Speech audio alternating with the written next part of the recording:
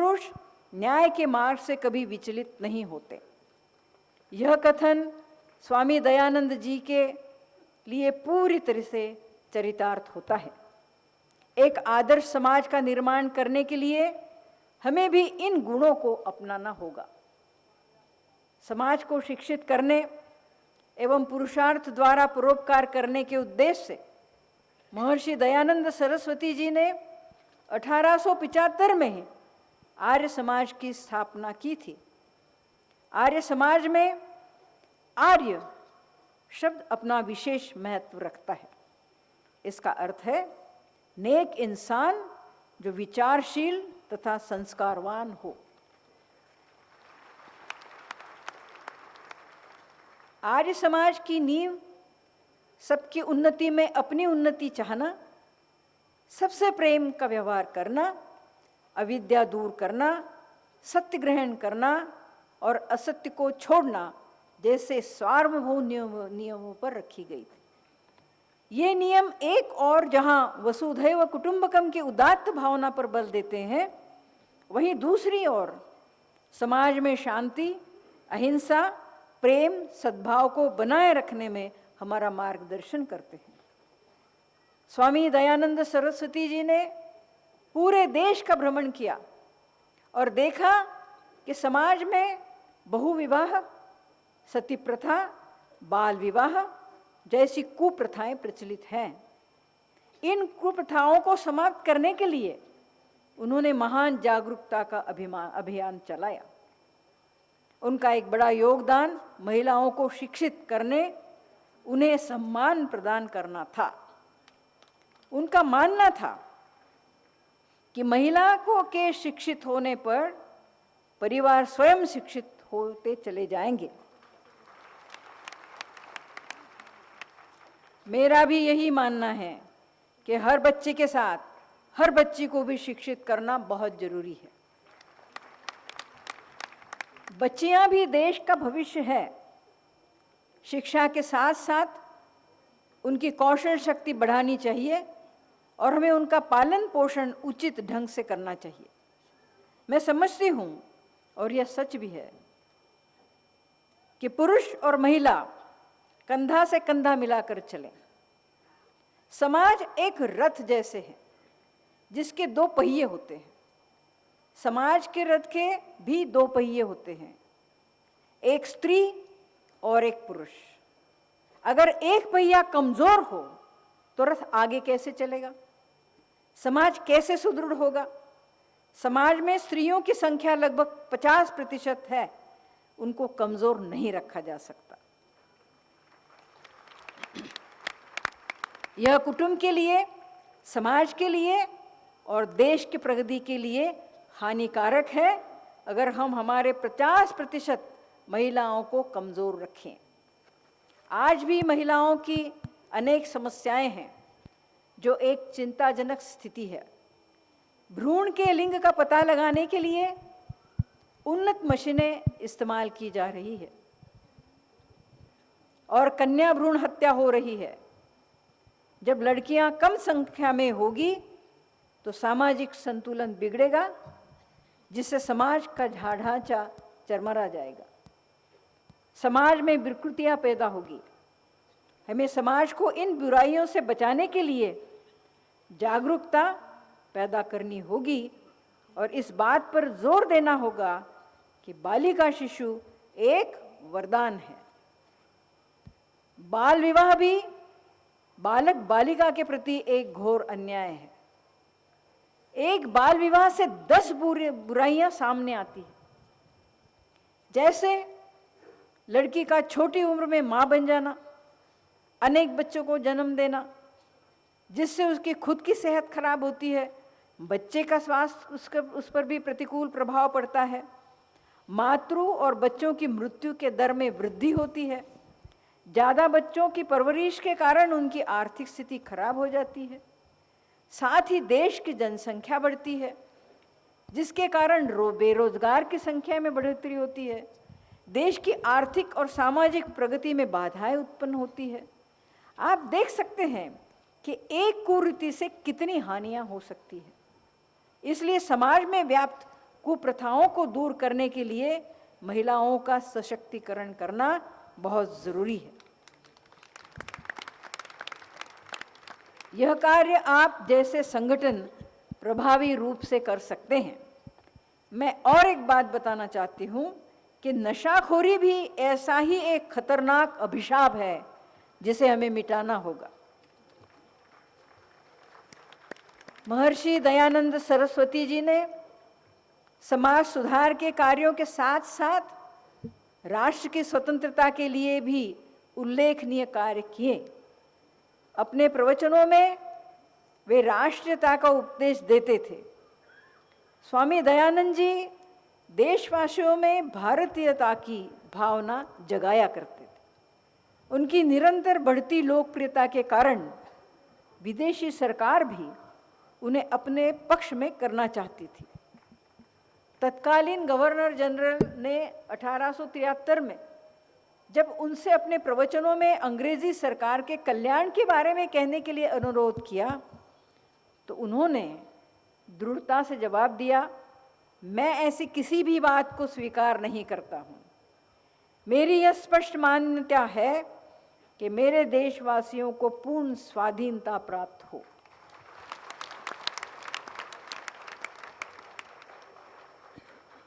पराधीन भारत में उन्होंने देशवासियों में स्वराज, स्वदेशी, सुशासन जैसे भावनाओं को संचार किया।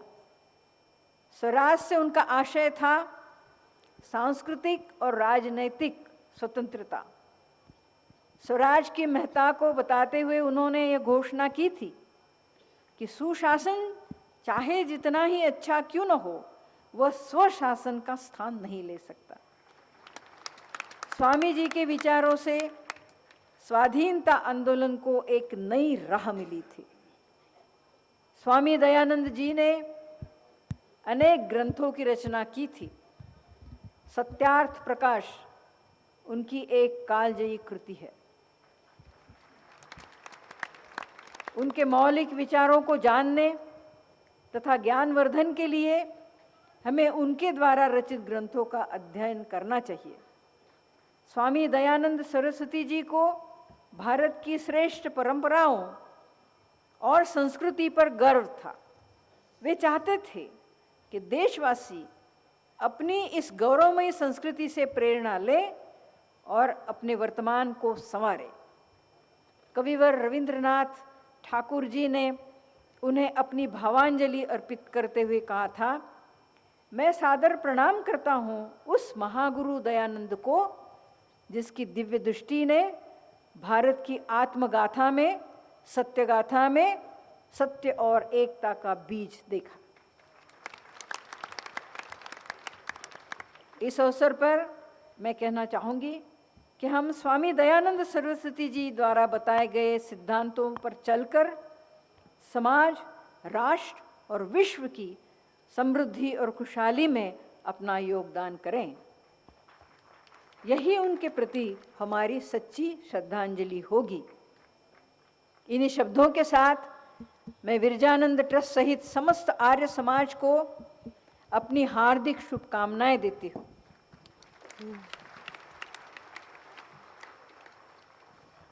आर्य समाज का आदर्श सिद्धांत कुणवंतो विश्वमार्यम अर्थात सारे संसार को श्रेष्ठ बनाने की दिशा में कार्यरत रहने के लिए मैं समस्त आर्य परिवार द्वारा किए जा रहे प्रयासों की सफलता की कामना करती हूँ और सभी जनसाधारण भी इस दिशा में अपना योगदान दे, ऐसा आह्वान करना चाहती हूँ। तभी हमारा भारत पूर्ण रूपेण एक सुसंस्कृत राष्ट्र बन जाएगा।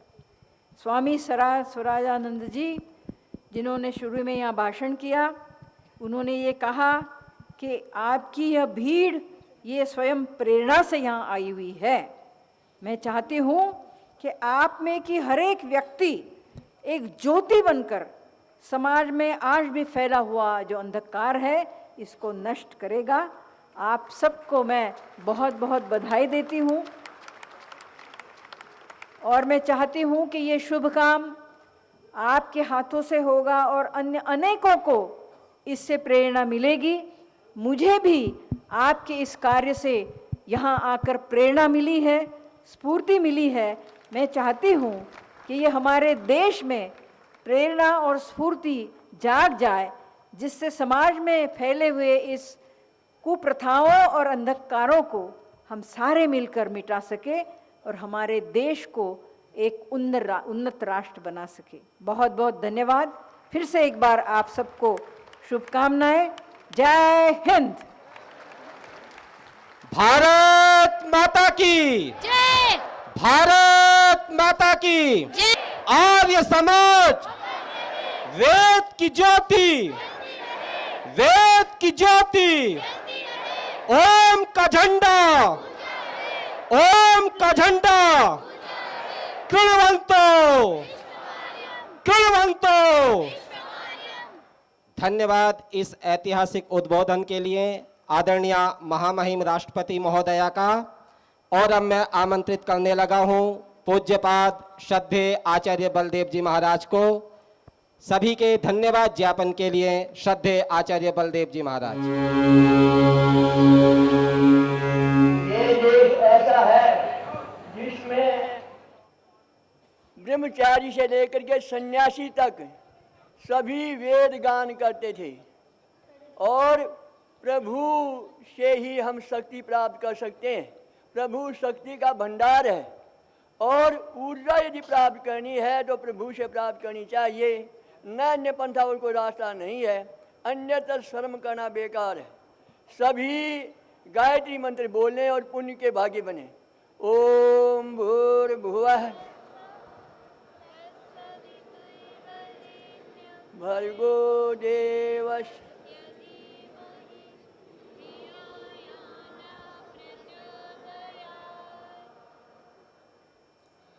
माननीय महामहिम राष्ट्रपति महोदया, आज आप देश के सर्वस्व उच्च पद को सुशोभित कर रही हैं। आपका यहाँ आने पर मैं हृदय से धन्यवाद करता हूँ, स्वागत करता हूँ। भगवान आर्यों को पहली लगन लगा दो। आपकी यह संख्या देख करके, बहुत बड़ा समूह देख करके आपकी पहली लगन को दाद देता हूँ। बहुत ही ज़्यादा आपका धन्यवाद करता हूँ।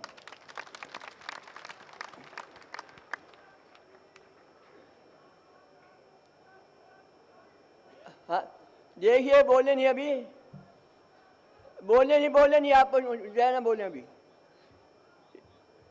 ये गाय के संबंध में कहा गया है, गाय के अंदर 33 करोड़ देवताओं का वास होता है।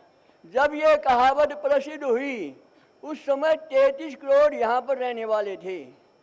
वेदानुकूल जीवन के द्वारा और वेदों के अनुकूल सभी कार्य करने के द्वारा ये गाय की सेवा करने से इस प्रकार से 33 करोड़ जो रहने वाले थे वो सब के सब यहाँ पर देवता कहलाते थे। एतद् देश प्रसूतस्य सकाशादग्र जन्मन है स्वयं सोम चरितम शिक्षेरन पृथ्व्या सर्वमानवः। यहाँ पर जो कोई विदेशी शिक्षा लेने के लिए आता था, चरित्र की शिक्षा के लिए यहाँ पर पांव रखता था, वह अपने जीवन को हो भाग्य समझता था। यहाँ की धरती को, यहाँ की मिट्टी को मस्तक पर लगाकर वह बहुत बड़ा आनंदित और अपने आप को सुखी अनुभव करता था। इस प्रकार से यह देश इस प्रकार का था। परंतु आज समलैंगिकता जैसे भयंकर पाप जिसका नाम लेने से शर्म भी शर्मा जाए और बहुत बड़ा अभिशाप है, गो हत्या, जो कि भारत के ऊपर बहुत बड़ा कलंक है। 25 अक्टूबर 2005 को सुप्रीम कोर्ट ने स्पष्ट निर्णय किया था कि गो हत्या इस देश में नहीं होनी चाहिए और बूढ़े पशु और बूढ़ी गाय भी किसी प्रकार से नहीं मरनी चाहिए। इसी प्रकार से अश्लीलता जो कि चरित्र को समाप्त कर रही है, ये तीन ही केवल नहीं, अनेक बुराइयां हैं जो समाज को ग्रस्त कर रहे हैं। मैं महामहिम को एक फरियाद करता हूँ, उनसे प्रार्थना करता हूँ कि इन तीनों बीमारियों को, इन तीनों पापों को समाप्त करके पुण्य की भागी बने। और ये मेरी बात नहीं है, ये सभी जनता की बात है। ये जनता हाथ खड़ा करके भी ये तीनों बीमारियों के लिए जो बता देगी कि हाथ खड़ा करके कि हम तीनों बीमारियों को समाप्त करवाना चाहते हैं।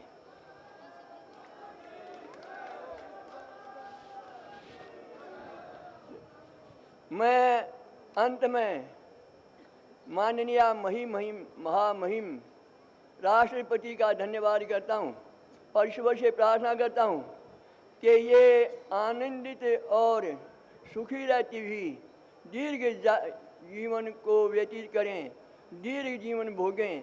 सभी को बहुत धन्यवाद। ओम शांति। एवं अन्य मेहमान यहाँ पहुँचे हैं, सभी का तहे दिल से अभिनंदन हम करते हैं। राष्ट्रगान के लिए आप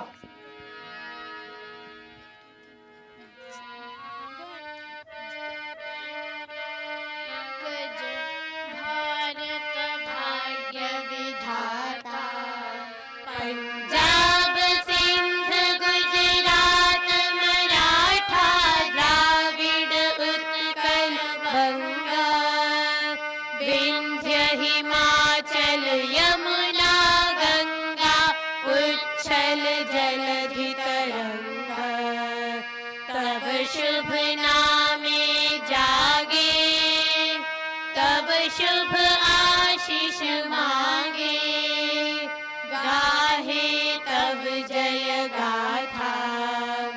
जन गण मंगलदायक जय हे भारत भाग्य विधाता। जय हे, जय हे, जय हे, जय जय जय जय हे। तालियों की गड़गड़ाहट के बीच महामहिम राष्ट्रपति महोदया को हम विदा देंगे। नगाड़ा बजा करके महामहिम का स्वागत करेंगे।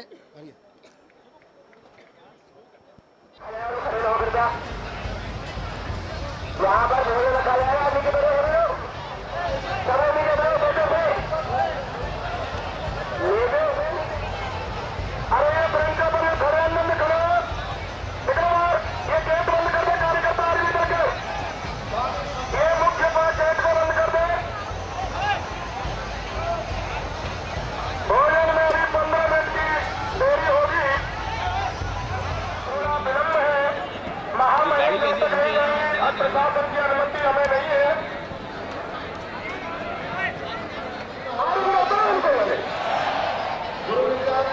अरे निकलो अंदर से, एक बार को बंद करिए, काउंटर को बंद करो सभी।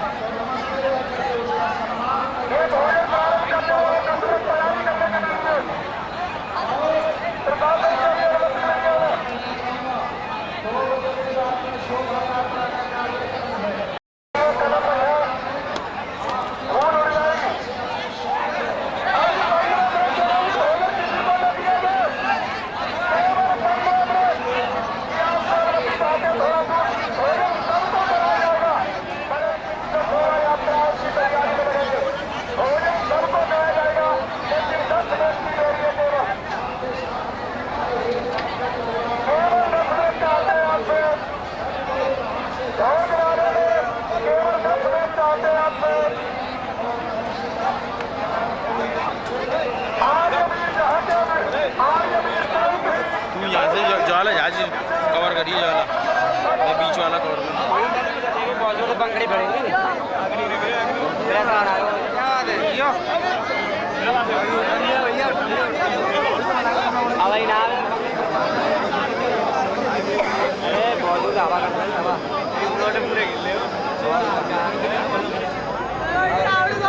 पूरे आवाज बंद कर देता आवाज